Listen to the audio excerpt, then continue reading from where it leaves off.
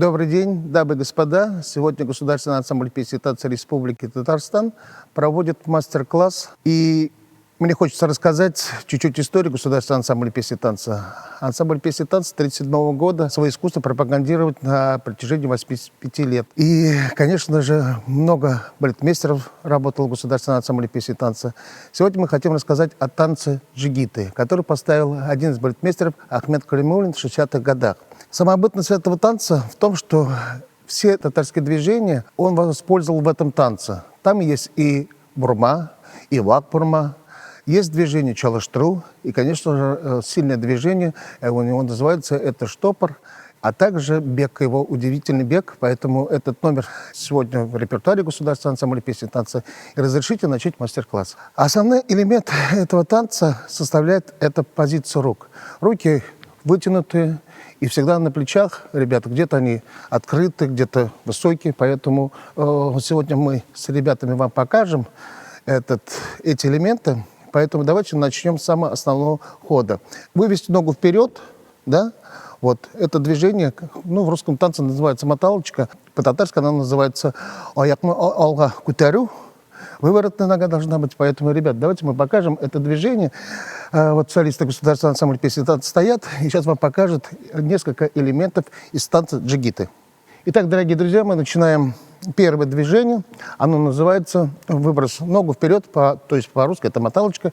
Руки за спину берем, за камзол. Поэтому, ребят, покажите, пожалуйста, позицию рук. Локти вперед, подбородок высокий. Итак, начинаем. Приготовились. И...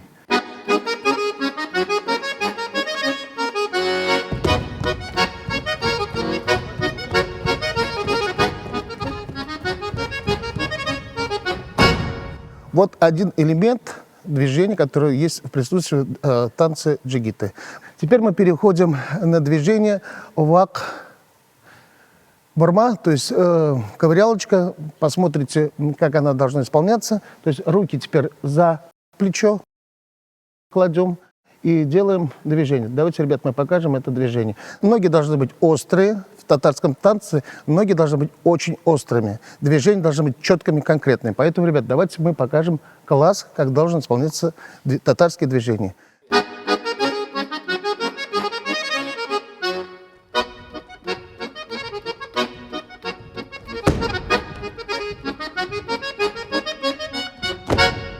Вот увидели ковырялочку. Итак, мы показываем следующее движение. Движение называется чалаштру. Чалаштру вперед. Поэтому стопа должна быть очень острая. Корпус чуть-чуть наклоняется вперед. И обратно, когда нога поднимается уже, поэтому корпус чуть-чуть уходит назад. И всегда держимся.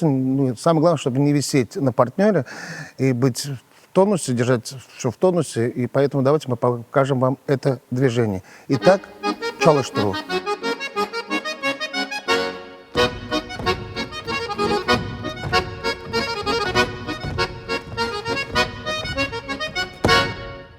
А сейчас мы переходим на движение штопор. Оно очень сильное, силовое. Корпус должен быть очень ровный. Бедра не должны ходить. Движение дорабатывается пяточка носочком, поэтому увидите остроту. Итак, движение штопор.